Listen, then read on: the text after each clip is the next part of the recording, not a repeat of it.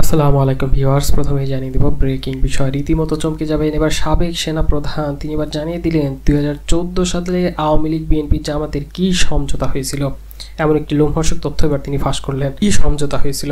সাবেক সেনা প্রধান জেনারেল ইকবাল করিম ভূঁইয়া তিনি এমন বিষয় তুলে ধরলেন হঠাৎ করে এত বছর পর। এ বিষয় নিয়ে থাকছে বিস্তারিত এক্সক্লুসিভ একটি রিপোর্ট। এরপর জানিয়ে দিব বিএনপির নেতা তারেক রহমান তিনি যে এবার তথ্য দিলেন বিএনপিকে আবারও 1/11 মতো মিডিয়া ট্রায়ালের মুখোমুখি করা হচ্ছে। শুধু তাই নয়, তিনি আরো কঠিন বার্তা দেন। অন্যদিকে সংস্কারের মূলা ঝুলে নির্বাচন বিলম্বিত করার কোনো সুযোগ নেই বলে জানিয়েছেন এই বিএনপির সিনিয়র নেতা দুলু। আরও কি তথ্য দিয়েছেন সে সকল বিষয় নিয়ে থাকছে ভিডিওর শেষ অংশে একটি বিস্তারিত প্রতিবেদন। এতক্ষণ শুনছিলেন শিরোনাম, এবার বিস্তারিত। চলুন সে লোমহর্ষক বিষয়টি তুলে ধরি। দীর্ঘ এত বছর পর 2014 সালে কি ঘটেছিল, আওয়ামী লীগ বিএনপি ও জামাতের মধ্যে কি সমঝোতা হয়েছিল, সেই সকল বিষয় নিয়ে ভয়াবহ তথ্য প্রকাশ করেছেন সাবেক সেনাপ্রধান ইকবাল করিম ভূঁইয়া। সাবেক সেনাপ্রধান জেনারেল ইকবাল করিম ভূঁইয়া দাবি করেছেন 2014 সালের বিতর্কিত নির্বাচনের পরে আওয়ামী লীগ বিএনপি ও জামাতের মধ্যে 6 মাসের মধ্যে আরেকটি নির্বাচনের সমঝোতা হয়েছিল। তবে শেষ পর্যন্ত আওয়ামী লীগ ওয়াদার বরখেলাপ করেছে বলে মন্তব্য করেছে।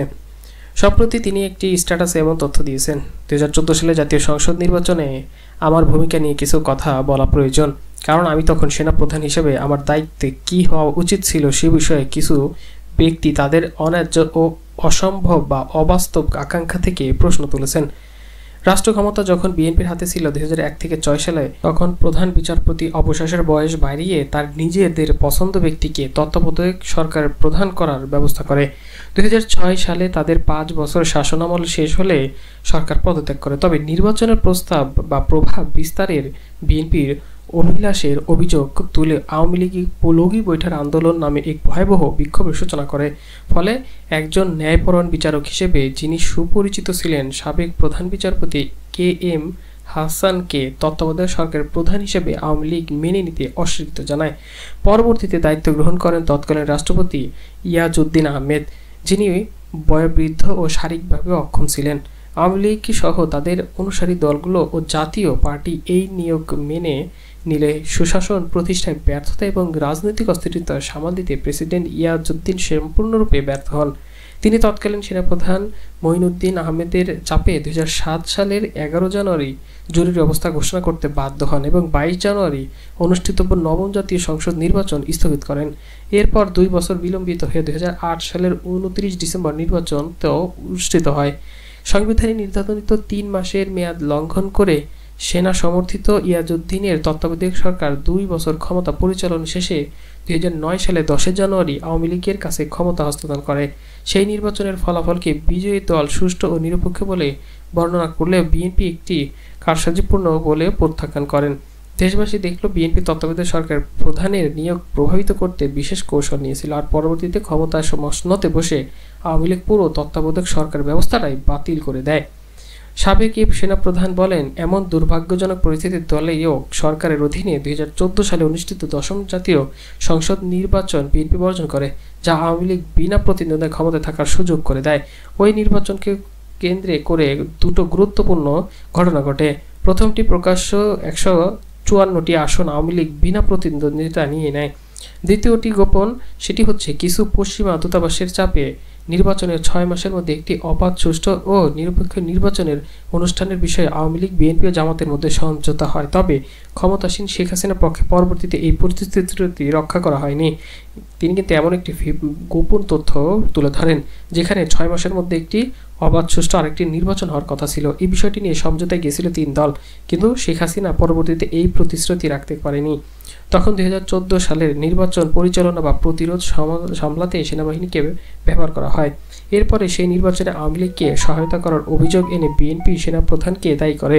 যদিও কিভাবে সেনাবাহিনী সহায়তা করেছিল তার সুস্পষ্ট কোনো প্রমাণ বিএনপি কখনো দিতে পারেনি, এমনটা তথ্য দেন সেনাপ্রধান মঈন আহমেদ ও তার সহযোগী 2007 সালে যা করেছিলেন। একজন পেশাদার সেনা কর্মকর্তা হিসেবে আমি তেমন কিছু করতে রাজি ছিলাম না। আমরা ও আমার অধীনস্থ সেনা সদস্যদের প্রাতিষ্ঠানিক দায়িত্ব সংবিধানের প্রতি অনুগত থাকা। যতক্ষণ তা কার্যকর রয়েছে তাহলে কোন যুক্তিতে আমি সেই শপথ ভঙ্গ করতাম? ইকবাল করিম ভূঁইয়া মনে করেন, যদি কোনো রাজনৈতিক দল এটি হীন স্বার্থে সংশোধন করে তবে সেটি রাজনৈতিকভাবে মোকাবেলা করার দায় ও কর্তব্য বিরোধী দলগুলোর। রাজনৈতিক সমস্যার সমাধানের দায়িত্ব সেনাবাহিনীর নয়। সন্তুষ্ট চিত্তে সেনাপ্রধানের মেয়াদ আমি সম্পূর্ণ করতে পেরেছিলাম, এজন্য যে ক্ষমতা দখলের লোভে আমাকে দায়িত্ববোধের প্রতি মনোযোগ বিঘ্ন সৃষ্টি করতে পারেনি। দ্বিধাহীনভাবে আজ বলতে পারি সে সময় আমার হাতে কোনো বিকল্প ছিল না। তিনি বলেন, আমি স্বস্তি পেয়েছিলাম এই ভেবে যে নির্বাচনকে নির্বিঘ্নে বা ঘিরে যে বিতর্ক, শৃঙ্খলা ও অস্থিরতা তৈরি হয়েছিল সেখান থেকে সেনাবাহিনীকে দূরে রাখতে পেরেছি। আমি মনে করি নির্বাচনের মতো অভ্যন্তরীণ আইন শৃঙ্খলা পরিস্থিতিতে সেনাবাহিনী কখনোই জড়িত হওয়া উচিত নয় বলে তিনি বার্তা দেন। এবার তুলে ধরতে যাচ্ছি তারেক রহমানের হুঁশিয়ারি বার্তা। বিএনপিকে আবারও ১/১১-র মতো মিডিয়া ট্রায়ালের মুখোমুখি করা হচ্ছে এমন দাবি করেছেন কিন্তু তারেক রহমান। ১/১১-র মতো আবারও বিএনপিকে মিডিয়া ট্রায়ালের মুখোমুখি করা হচ্ছে বলে মন্তব্য করেছেন বিএনপির ভারপ্রাপ্ত চেয়ারম্যান তারেক রহমান। তিনি এমনটা তথ্য দেন। তিনি নানা বিষয়ে তথ্য দেন। তিনি কিন্তু গণতন্ত্র ও জাতীয়তাবাদী শক্তির বিরুদ্ধে ধীরে ধীরে আবারও ষড়যন্ত্র হচ্ছে বলে এমনও বার্তা দিয়েছেন তিনি। বিএনপির ভারপ্রাপ্ত চেয়ারম্যান তারেক রহমান বলেছেন, গণতন্ত্র ও জাতীয়তাবাদী শক্তির বিরুদ্ধে ধীরে ধীরে অনেক ষড়যন্ত্র বেরিয়ে চলেছে। তিনি বলেন, ষড়যন্ত্র ছিল দেশের বিরুদ্ধে, দেশের জনগণের বিরুদ্ধে, বাংলাদেশের গণতন্ত্রের ভিত্তির বিরুদ্ধে যা ষড়যন্ত্র ছিল সেই ষড়যন্ত্র আবারও শুরু হয়েছে। তিনি এমন তথ্য দেন। তারেক রহমান বলেন, আমরা যারা রাজনীতি করি, রাজনৈতিক অ্যাক্টিভিস্ট বা রাজনৈতিক কর্মী, আমরা গত কিছুদিন ধরে দেখছি বলছি যে দেশের বিরুদ্ধে ষড়যন্ত্র করা শুরু হয়েছে। এটি শুধু কথার কথা নয়, এটি শুধু বক্তব্য রাখার জন্য বলছি না। আমরা আজ বা আমাদের বক্তব্যের প্রতি মানুষ যাতে আকর্ষণ বোধ করে বা আকর্ষিত হয় তার জন্য বলছি না। আসলে এরকম একটি ষড়যন্ত্র ধীরে ধীরে পাক খাচ্ছে, গড়ে উঠছে বিশালভাবে বাংলাদেশের অস্তিত্ব, সার্বভৌমত্ব, গণতন্ত্রের ভিত্তি, গণতন্ত্র, জাতীয়তাবাদী শক্তির সকল কিছুর বিরুদ্ধে একটি ষড়যন্ত্র ধীরে ধীরে গড়ে ওঠা হচ্ছে।